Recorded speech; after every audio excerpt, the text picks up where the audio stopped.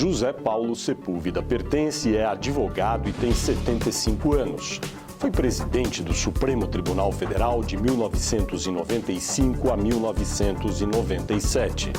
Mineiro de Sabará, formou-se em Direito pela Universidade Federal de Minas Gerais em 1960. Nessa época, foi primeiro vice-presidente da UNE, a União Nacional dos Estudantes. Entrou para o Ministério Público do Distrito Federal em 1963. Mas em 1969, Sepúlveda pertence foi aposentado pela ditadura militar com base no AI-5. Dedicou-se então à advocacia. Em 1985, já na democracia, foi nomeado Procurador-Geral da República pelo então presidente José Sarney. Em 1989, Sarney o nomeou ministro do Supremo Tribunal Federal. Depois de se aposentar do STF, Sepúlveda pertence e voltou a advogar. Foi integrante da Comissão de Ética Pública da Presidência da República, cargo ao qual renunciou recentemente. Olá, internauta, bem-vindo a mais um Poder e Política Entrevista. Este programa é uma realização do jornal Folha de São Paulo e do portal UOL, e a gravação é sempre realizada aqui no estúdio do Grupo Folha, em Brasília. O entrevistado desta edição do Poder e Política é Sepúlveda pertence, ex-presidente do Supremo Tribunal Federal. Ministro, muito obrigado por estar aqui no estúdio do Grupo Folha. Começo perguntando, o julgamento do mensalão foi político? Olha, é difícil dizer esta qualificativa que a mídia gosta muito de pôr, se é político, se não é político. Eu creio que não terá sido para os ministros um julgamento político, embora os julgamentos, e particularmente os julgamentos do Supremo, no mundo midiático que nós vivemos,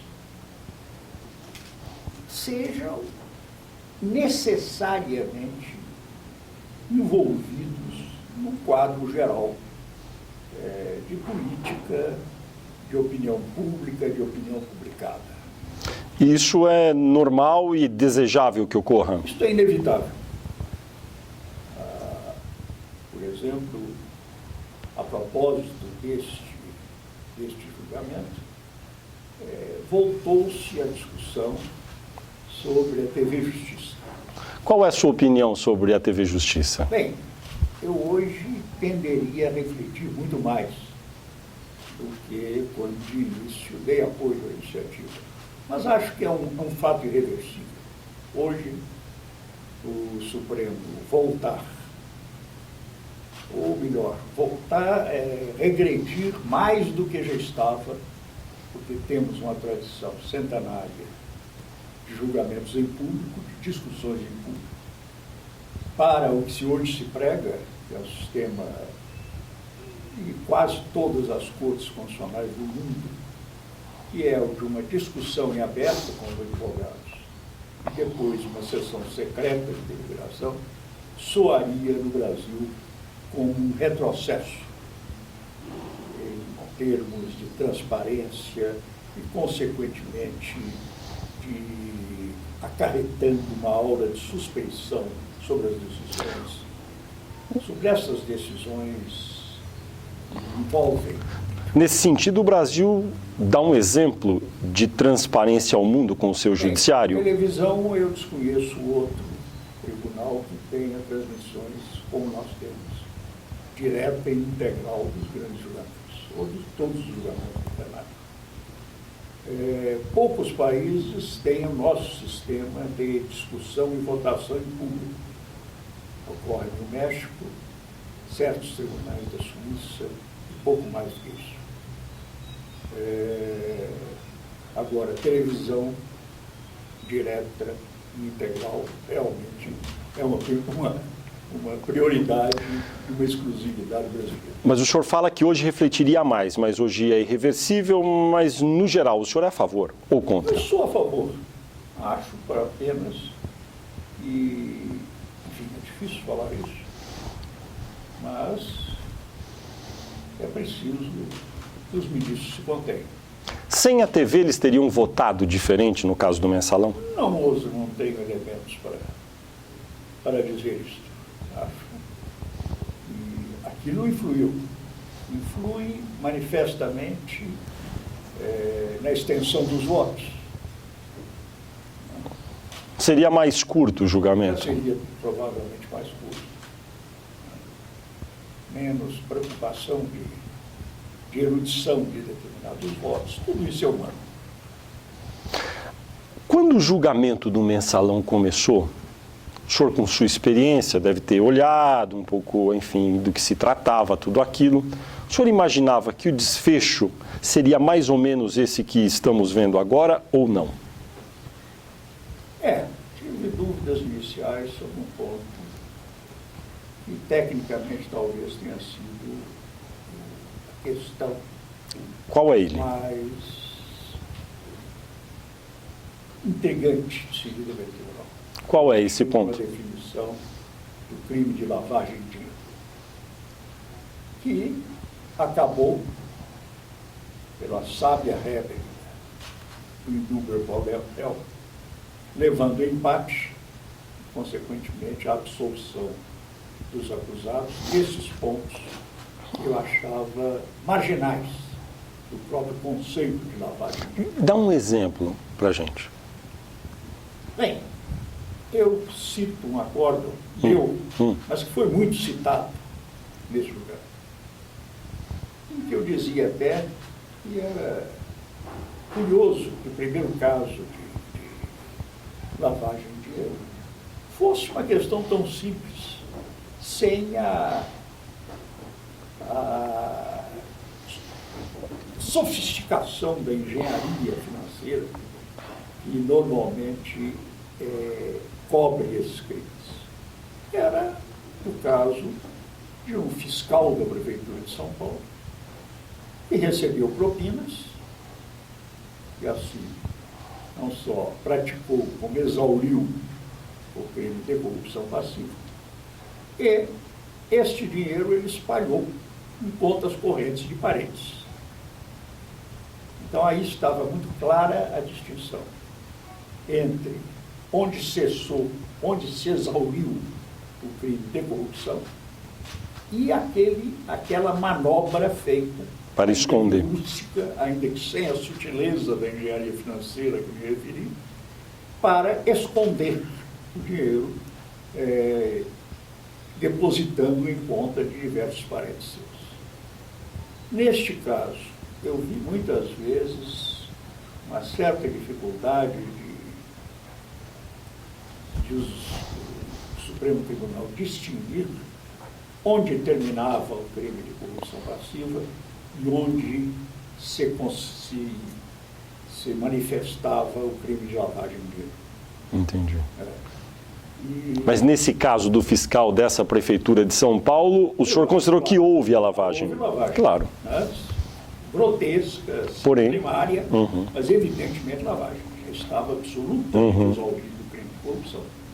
Simplesmente ele poderia colocar a propina recebida no bolso e ir para casa. E como isso, por analogia, se refere aos casos aí do mensalão? Bem, eu não quero comentar casos concretos, mas eu creio que houve, em alguns votos, uma certa indistinção, uma certa confusão entre o que era apenas o exaurimento do crime de corrupção passiva. Entendi. E a lavagem de dinheiro. Nós não queremos dar exemplos concretos. Agora, deixa eu perguntar para o senhor um outro ponto que me parece, esse sim, muito polêmico no caso do mensalão. As defesas, é claro, argumentaram que só havia indícios, não havia ato de ofício em vários casos e defendiam, portanto, a absolvição dos seus, enfim, clientes. Não obstante, em alguns casos, o Supremo, por maioria dos seus integrantes, considerou sim que houve corrupção e falou-se muito na chamada teoria do domínio do fato. Nesse sentido, é possível dizer que o Supremo mudou um paradigma, uma forma como interpreta esse tipo de crime? Bem, a teoria germânica do fato nunca foi tão popular no Brasil. É verdade. Todos discutem, até em rodas de botequim. É isso. na verdade, ela é uma teoria relevante, mas parte ou reclama um dado concreto, o elemento subjetivo daquele que tem o domínio do fato. O domínio do fato é, assim, um primeiro indício da comissão do delito, mas não dispensa a indagação do dolo com que tem agido o partícipe, ainda que, teoricamente, tivesse ele o domínio do fato. Ou o presidente da República acabaria culpado de todos os fatos de corrupção que inevitavelmente ocorrem em todos os governos do mundo. É isso que eu ia dizer para o senhor, porque um dos réus do mensalão, o ex-ministro José Dirceu, da Casa Civil, atuava sempre a favor do governo do qual ele participava. Qual governo? O governo do ex-presidente Lula. Do chamado e maldito presidencialismo de coalizão. Justamente. E ele, José Dirceu, foi condenado muito com base nessa teoria do domínio do fato. Agora, nesse caso, o senhor acha que nesse caso, então, houve uma mudança de paradigma em relação a como o Supremo julgava esses casos no passado? Porque o senhor estava lá antes. Estava, mas primeiro não estive, e acho que nem todos os ministros estiveram mentalmente presentes a todo o desenrolar dessas 40 sessões. Uhum. Agora, este caso eu não queria comentar, até pela relação pessoal que tenho com o acusado. O que digo é o seguinte, eu repito, o domínio do fato é um indício, um primeiro indício da comissão do fato. Ele pudesse ter tido influência pela situação política que tinha. A partir daí, demonstrar que realmente participou é um problema como de outros crimes em geral. O senhor acha que não foi demonstrado? Isto eu não quero comentar. Uhum. Particularmente no caso de um cidadão com quem mantenho boas relações cordialíssimas, nem relações de amizade, como é o caso do deputado Genuíno. E Zé Dirceu também? Zé Dirceu ou Genuíno, no caso? Genuíno com mais proximidade. O seu, em termos de muita cordialidade. Agora, já que o senhor mencionou o caso de José Genuíno, no caso dele, há um ato de ofício que ele disse que era apenas uma formalidade. Ele assinou cheques e contratos. Nesse caso, não é uma prova concreta, um ato ali que ajuda a corroborar a tese? Realmente descarregava sobre a sua defesa a possibilidade, o problema de demonstrar. E foi um fato sem a consciência que estava por detrás disso. Um dos casos do PMG é um caso muito curioso. Por quê? Não foi julgado aqui. Foi julgado nestes dias em Belo Horizonte. Exato. Pelo juizado, por um juizado de primeiro grau. É muito curioso, porque a cidade barata do empréstimo foi simulado quando não apenas ele veio a ser pago, como principalmente ele foi dado a um daqueles integrantes do grupo, do publicitário Marcos Valério, que era titular de um CDB do mesmo valor do empréstimo. Agora, os pagamentos desses empréstimos acabaram sendo, de fato, efetuados muito depois do escândalo ter eclodido, o que também, licitamente, nos leva a pensar o seguinte: bom, se o escândalo não tivesse aparecido, será que esses empréstimos teriam sido liquidados? São indagações. Não é? Ficaram para a história. O senhor estava no julgamento do ex-presidente Fernando Collor, o senhor estava no Supremo. Foi voto vencido, me corrija se eu estiver errado. Na época, considerou-se que não havia ato de ofício. Sim, isso... É por isso que eu pergunto para o senhor, naquela época, o senhor foi voto vencido. Falava-se que não havia ato de ofício, enfim, o presidente Collor foi absolvido ali. Bem, agora, fala-se que não houve ato de ofício, mas alguns foram condenados. Então, há uma mudança radical do Supremo ou não? creio aí sem entrar nos casos concretos, eu não creio que o Supremo haja mudado a sua opinião. Mas há similitudes entre os casos? É preciso voltar, então, ao caso Collor. Uhum.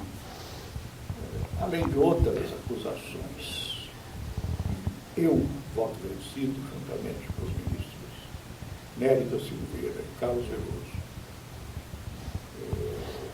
entendemos provado. Além de outros que desprezamos, havia uma grande empresa multinacional, pelo depoimento de vários dos seus diretores, testemunhavam que Paulo César Farias as havia procurado, mais ou menos nesses termos.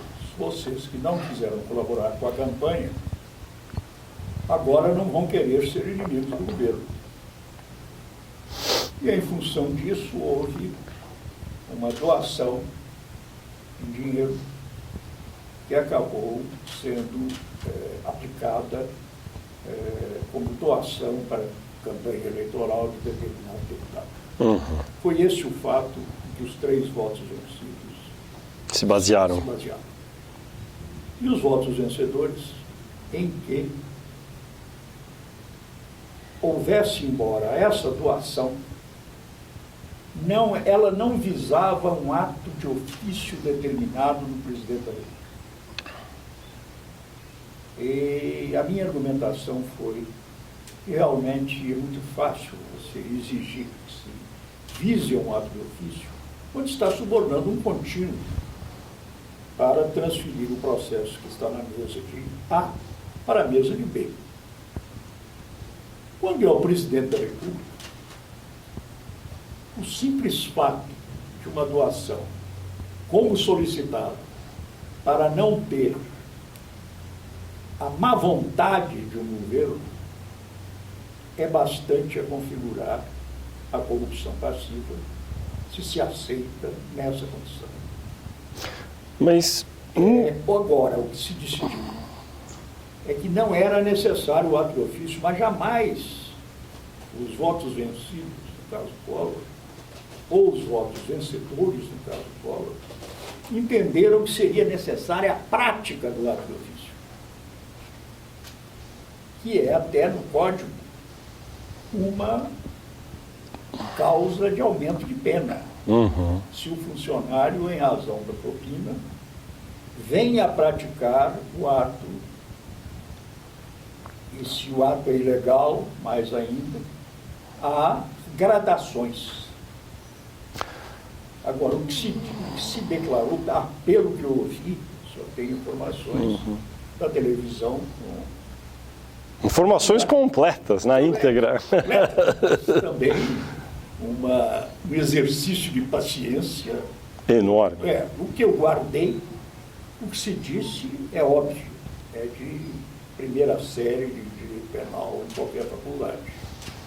Que foi? O crime de corrupção passiva é um dos chamados crimes formais. A corrupção ativa se exaure ou se consuma, se consuma no oferecimento da vantagem indevida ao funcionário em razão de suas funções, e o de passiva também na aceitação desta vantagem, visando, segundo a maioria do caso Collor, a um ato de ofício do funcionário. Mas a prática desse ato de ofício jamais se entendeu que seria necessária. Ela é causa de aumento de pena. Agora, nesse sentido, não há similitudes grandes entre aquele caso do Collor e agora esse chamado mensalão? Porque o caso do Collor ficou na denúncia. A denúncia não dizia que ato do presidente Fernando Collor a empresa visava obter. Mas para um leigo entender, qual a diferença básica então? Então, é que, enfim, repito, naquele caso se disse, a denúncia não descreveu que ato de ofício se pretendia. Se tivesse pretendido, segundo a lógica dos votos vencedores, haveria o crime. E agora no caso do mensalão? Ativa. Agora, aqui o que se declarou é o seguinte: a entrega de dinheiro a um servidor público, um agente público, para que pratique determinado ato, é bastante a consumar-se o crime. Pouco importa se esse ato vem ou não a ser praticado. E isso é igual ao que se decidiu lá atrás com o Collor? Não, é diferente. Pois é. É diferente. O que se decidiu lá, repito, é que os atos, tanto da corrupção ativa, da oferta ou entrega do dinheiro, quanto a da corrupção passiva, do recebimento da propina, estariam vinculados psiquicamente à prática de um ato de ofício, a nomeação de um fulano, Entendi. a assinatura de um contrato com o poder público. Isso lá atrás. É. E agora? Agora, ao que se diz, votos de bancadas partidárias, não quero discutir quanto isso me parece verossímil ou não. Mas então houve uma mudança de paradigma no Supremo. Há uma mudança. O senhor porque, enfim, houve uma interpretação diferente. Não houve? O voto, vamos dizer, o voto dos vencedores se contentariam com o seguinte: você tiver... Os de hoje? Não, os de ontem. Os lá de trás, de quase 20 anos de Collor. Se teriam contentado se indicasse que o dinheiro foi dado para que o presidente da República praticasse determinado ato. Por exemplo, havia uma imputação assim, essa foi julgada não provada, que uma determinada empresa teria efetuado certa contribuição à Caixa pós-eleitoral do senhor Paulo César Farias, para que o presidente nomeasse um seu empregado, um seu executivo, para determinado cargo, para a direção de uma certa autarquia federal. Não se julgou provado a relação de causa e efeito entre a doação e a nomeação, mas a doação, segundo a denúncia, visaria esse ato de ofício. E apenas não se julgou provado essa relação de causa e efeito. Agora, aqui no caso do mensalão? O que eu ouvi dizer e repetir é que não precisava de que um ato de ofício fosse praticado. Bastava que a propina, o benefício devido fosse dado na perspectiva da prática de um ato de ofício, quer dizer, visando que se praticasse um ato de ofício. Não bastaria o presente. O senhor considera razoável essa interpretação? Não é necessário o ato de ofício, eu acho absolutamente razoável. Não discuto a sua aplicação nos casos concretos. Mas... Se o senhor tivesse hoje no Supremo, o senhor foram 25 condenados. O senhor acha que o senhor teria um resultado semelhante ou muito diferente, sem personificar? Não me pergunte. Por que, ministro? Definitivamente não sou mais ministro. O senhor acha que a denúncia... Nada pior do que a Rebeca dos tribunais. O senhor acha que... Convence que já não é mais. Exato. O senhor acha que a denúncia apresentada pelo Ministério Público no caso do mensalão foi de boa qualidade? Foi extremamente minuciosa, audaciosa, mas bem-sucedida. Foi bem-sucedida. Bem-sucedida. Mas o fato de ter sido bem-sucedida significa que ela foi uma denúncia de boa qualidade? Eu teria dúvidas em certos pontos. Por exemplo? Eu já falei num lavagem de dinheiro. Formação de quadrilha. Sem fazer nenhum juízo, até porque seria leviano de minha parte, todos os ministros tiveram as facilidades da tecnologia moderna, tiveram a cópia integral dos autos. Eu não tive. Então, não estou dizendo se julgaria provado ou não. mas a denúncia é bem sucedida e bem posta nos casos de corrupção ativa e passiva. A compra de apoio político no Congresso. Ela é, em si mesma, frágil, a meu ver, suscetível de ampla discussão no ínterim da lavagem de dinheiro, das dezenas de imputações de lavagem de dinheiro, e também na difamação de quadrilha. Eu acho que tudo teria ficado na versão acusatória, no acordo de determinadas figuras para a prática de crimes determinados e previstos. E nunca uma organização permanente, ou de certa permanência, de certa duração, para a prática de crimes indeterminados. Entendi. O que chama a atenção de muitos leigos é que, como alguns dos condenados ocupavam cargos importantes na administração pública ou na cúpula dos partidos envolvidos, e eles foram condenados com base em indícios e na chamada teoria do domínio do fato, se assim o foi, por que o Ministério Público, né, que colocou o número 2 da República, à época, que era José Dirceu, excluiu da denúncia o presidente da República, talvez? Por que o senhor acha que o Ministério Público fez essa distinção? Se não havia prova material contra José Dirceu?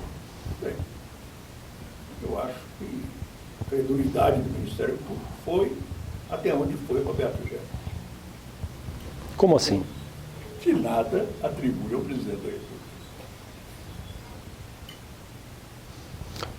Por que o senhor acha que foi assim? Não sei, é só a forma de dizer, ela foi até onde a delação. O Ministério Público acompanhou o tom do Roberto Jefferson. E, ao que eu me recordo, falava e gritava a plenos pulmões que José Dirceu estava traindo um presidente honrado. Esse julgamento tem sido apontado por muitos, não todos, mas muitos, como um julgamento histórico, que o Brasil, em termos de impunidade para a corrupção, crimes de colarinho branco, é antes e depois do julgamento do Mensalão. É realmente esse marco que alguns interpretam? Olha, histórico, assim, com este acento,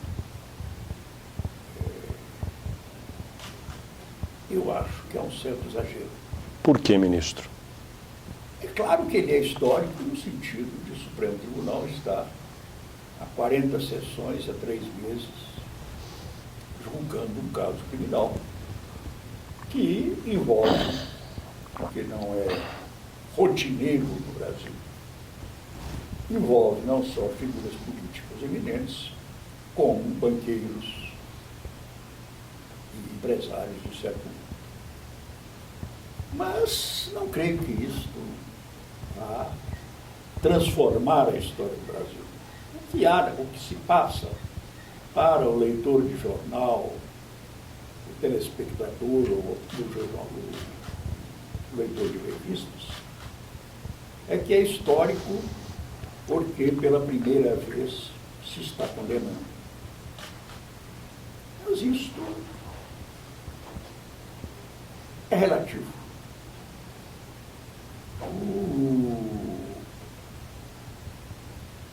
Para dizer que isto terá como consequência a superação de atos de corrupção neste infeliz modelo que as contingências nos levaram a partir da montagem do governo que participei, montado ainda pelo presidente Fernando Tancredo Neves, de uma coalizão para governar sem nenhuma identidade programática, já não digo ideológica, mas programática, juntando pedaços de esquerda com pedaços de extrema-direita e mediante compensações, eu prefiro falar em compensações políticas, ameaças de cargo.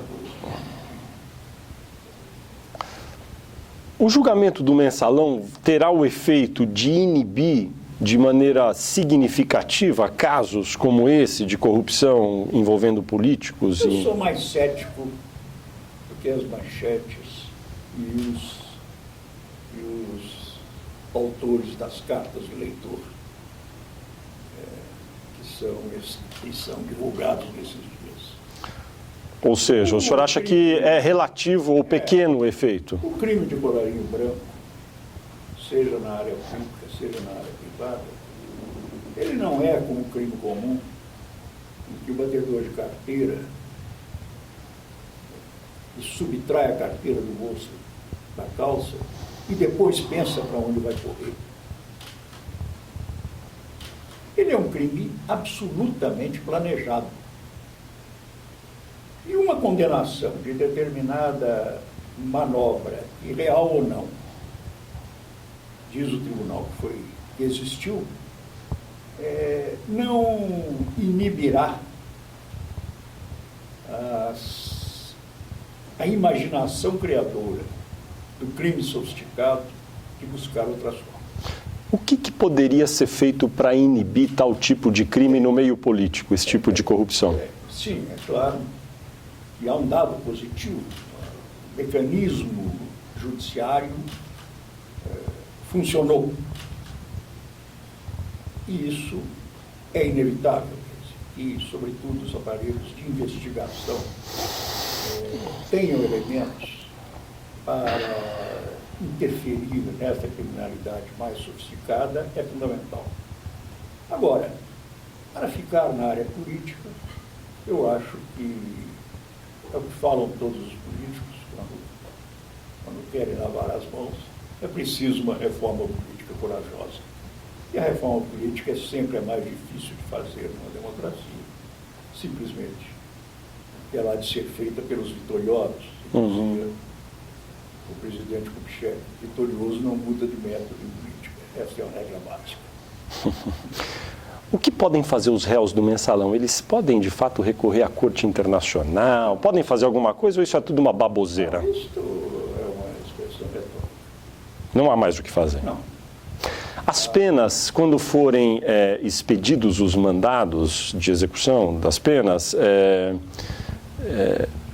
é possível prever quando isso vai acontecer, conhecendo o trâmite de um processo desse tamanho, dessa envergadura? Quando o senhor acha que serão expedidos os mandados para execução das penas?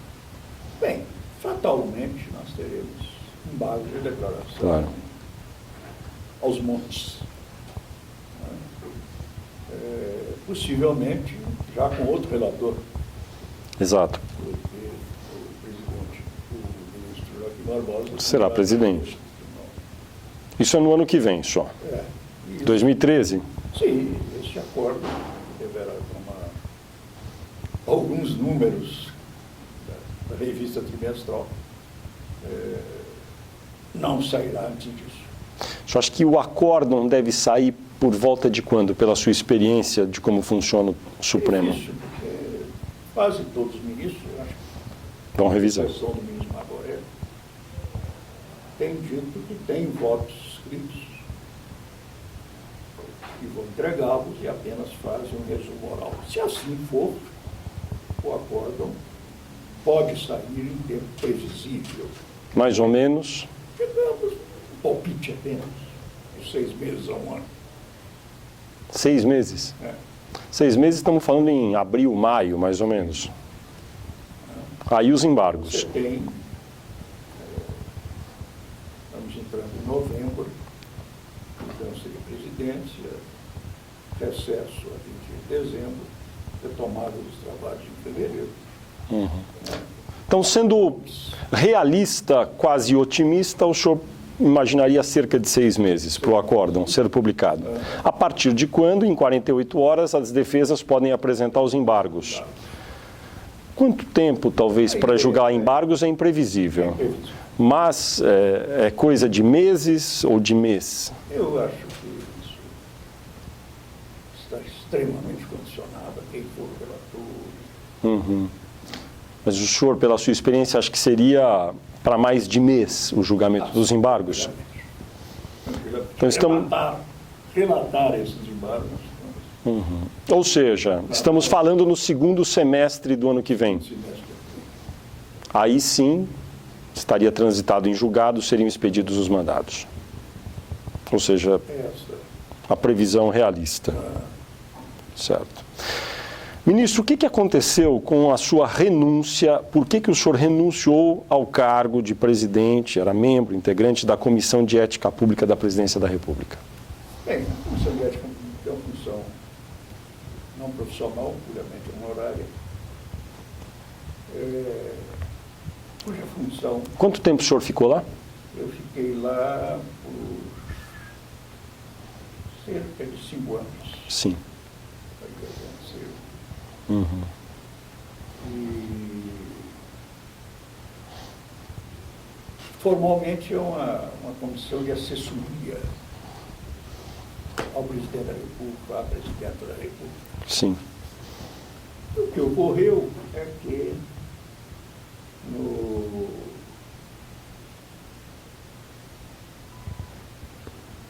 no final do semestre passado, além de 3 conselheiros que já haviam cumprido 2 mandatos e, portanto, não poderiam ser reconduzidos, terminou o primeiro mandato, o primeiro triênio, de 2 conselheiros. Os mandatos são de 3 anos, não é? 2 anos. Da professora Marília Muricy, da Universidade Federal da Bahia, e a do advogado Fábio Coutinho.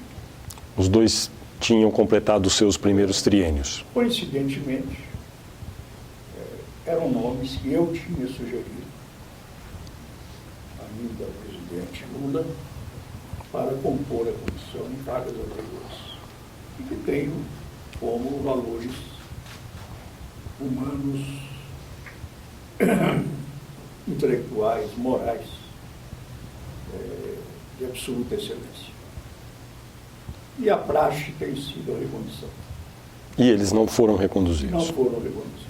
Não podendo contestar o poder da presidente de não reconduzir, eu achei que só tinha um caminho a tomar para mostrar a minha solidariedade a esses companheiros que foram postos numa posição incômoda perante a opinião pública ao não serem reconduzidos. O senhor chegou a conversar com a presidente da República ao tomar a sua decisão ou não? Não. Dias antes, semanas antes, o ministro Gilberto Carvalho me havia comunicado da decisão de não reconduzir e dos nomes cogitados, dos quais ela veio nomear 3. Por não ter nada de pessoal contra os 3 indicados, fiz questão de permanecer até a primeira sessão ordinária para empossá-los e comunicar a minha renúncia. Mas a presidente não falou com o senhor, só o ministro Gilberto? Mas, a não ser contatos, segundos e solenidades, não tive mais contato com a presidente. A impressão que nós, que estamos do lado de fora, foi que houve, até por conta de conversas reservadas dentro do próprio Palácio do Planalto, um pouco de insatisfação por parte da Presidente da República em relação à forma como foram conduzidas algumas investigações e acusações que foram levadas até a comissão, notadamente uma com relação ao ministro Fernando Pimentel do Desenvolvimento. O senhor tem notícias a respeito desse tipo de descontentamento? Não, o descontentamento que eu sei é pelos famosos office palacianos. Quanto ao ministro Fernando Pimentel, quer dizer, a posição do relator foi por ele mesmo dada a público, seria uma sanção de advertência, e, ao contrário, por iniciativa minha, se abriu nova oportunidade à defesa do ministro Pimentel para esclarecer determinada questão absolutamente normal no processamento. houve um outro, relativo ao ministro Lupe. O ministro Lupe deu trabalho à comissão. Quando eu entrei, dias depois, renunciava à comissão o seu então presidente, o ministro Marcílio Marcos. E precisamente porque a comissão decidira, não participei ainda dessa decisão, que seriam incompatíveis os cargos de presidente de partido e de ministro de Estado. E o governo, enfim, não deu ultimato ao ministro para que fizesse opção, então o ministro Marcílio se retirou.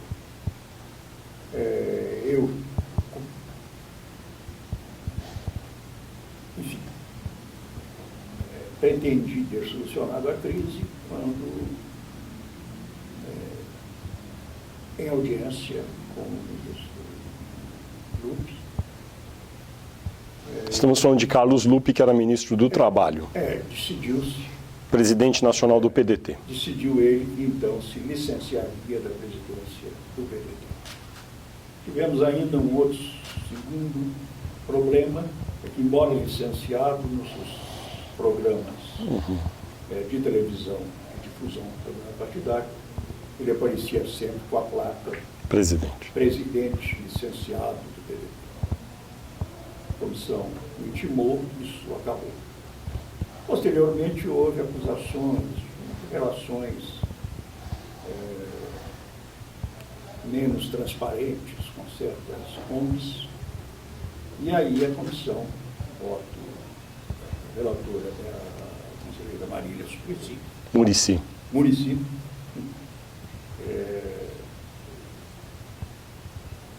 optou pela solução mais radical na competência da comissão, que é recomendar à presidência da República a exoneração do agente mesmo do ministro de Estado.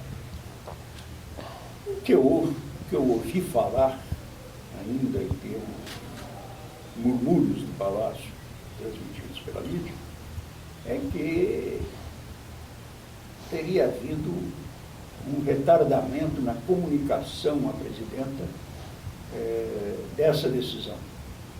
Houve? Olha, ao que eu sei, houve um acidente. A presidenta estava em reunião, o ofício foi imediatamente remetido a ela, mas isso era final de reunião, e como era habitual, ao final da reunião eu dava notícia aos repórteres que cobriam os trabalhos da comissão, das decisões mais importantes tomadas. Com isso, a presidenta teria sido colhida pela imprensa antes de tomar conhecimento do ofício. Se houve algum erro aqui, não seria da relatora, seria minha. Mais uma razão para que me solidarizasse com a relatora. Coincidentemente, agora, com a nova composição da Comissão de Ética Pública, foi decidido por unanimidade dos seus integrantes o arquivamento completo das acusações de eventual conduta imprópria do ministro Fernando Pimentel. Curioso que mudou a composição e mudou radicalmente o entendimento da comissão, o senhor não acha? A comissão não tinha emitido posicionamento, apenas o seu relator. Bom, mas havia um posicionamento de que devia se investigar ou ouvir novamente. Eu não tenho conhecimento se vieram as explicações pedidas ao ministro, se não vieram. Enfim, por razões óbvias, não posso. Ministro, essa comissão de ética pública, que no papel é muito importante, já teve um episódio com a saída de um dos seus presidentes, Marcílio Marques Moreira, porque se sentiu, enfim, uma atitude de menoscabo por parte da presidência em relação à comissão. Aí o senhor também sai porque sentiu um desprestígio pelo fato das pessoas que o senhor indicou, etc., não serem reconduzidas. Essa comissão é um pouco de faz de conta? Eu não creio. Essa comissão tem desempenhado um papel positivo, sobretudo na difusão de toda a máquina. Mas ela tem independência? Federal, com suas poucos meios de ação, mas da difusão das comissões de ética setoriais, que hoje são centenas pelo Brasil. E tudo isso pretendendo contribuir para a difusão dos preceitos éticos por toda a administração. A comissão tem duas falhas básicas. Quais são? A primeira é que ela não tem um estatuto legal, ela é formada por um decreto do ex-presidente Fernando Henrique Cardoso. E, em segundo lugar, o episódio por mim vivido me leva a uma sugestão básica como testamento de minha passagem. Qual é? É que não haja recondução. Creio que os membros de uma comissão como esta não podem estar sujeitos a nenhuma apreciação posterior da Presidência da República sobre sua atuação. Agora, fora isso, independentemente das falhas que existam, poderia haver uma atitude diferente por parte da Presidente da República nesse episódio recente? Não quero julgar o ato do presidente. Eu me solidarizei com as companhias. Agora, do jeito que está a comissão, ela não é um pouco frágil, além do que deveria ser? Eu acho que ela precisa ter reforço na sua estrutura normativa através de uma lei. É claro que será sempre uma comissão de funções delicadas em relação à chefia do Estado, à chefia do governo, porque ela não é, obviamente, um julgamento de ministros do Estado, de altos funcionários. O julgamento se cinge a advertências e censuras. Este mais objetivo e mais grave, que é a recomendação de que o funcionário, seja ele ministro do Estado, seja alto funcionário da administração, seja exonerado, é claro que jamais poderá ir além disso. Agora, poderá, como se fôramos o Senado Federal julgando processo de responsabilidade, determinar a demissão de governo. Não, claro, agora a impressão que todos tivemos, olhando de fora esse episódio recente, com a troca de integrantes, uma nova composição e a decisão posterior a respeito de Fernando Pimentel, é que a Comissão de Ética Pública foi refeita para ficar mais chapa branca. Está errada essa interpretação? Eu prefiro não emitir o conselho sobre esse caso concreto e esperar, faltam ainda 2 meses, e que os membros da comissão saibam desempenhar esta função, que não envolve nenhum interesse material ou pessoal. Ministro, que nota o senhor dá para o governo Lula e agora para o governo Dilma? A nota é alta. Para ambos, iguais? Iguais ou diferentes?